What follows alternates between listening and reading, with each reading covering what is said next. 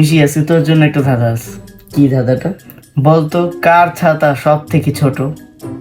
কার ছাতা সব থেকে ছোট? হুম সবার ছাতাই তো সেম হয়। সব থেকে ছোট হুম ছাতা, তাহলে মানুষের তো হবে না, আর প্রাণীরাও এগুলো ইউজ করে না, মানে ছোট ছোট প্রাণী।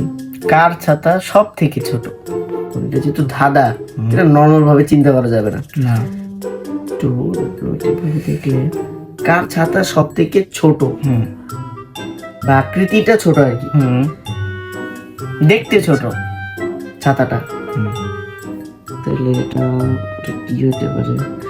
কার ছাতা সব থেকে ছোট? এটা কি ব্যাঙের ছাতা নাকি? আরে ব্যাঙের মানে ছাতা?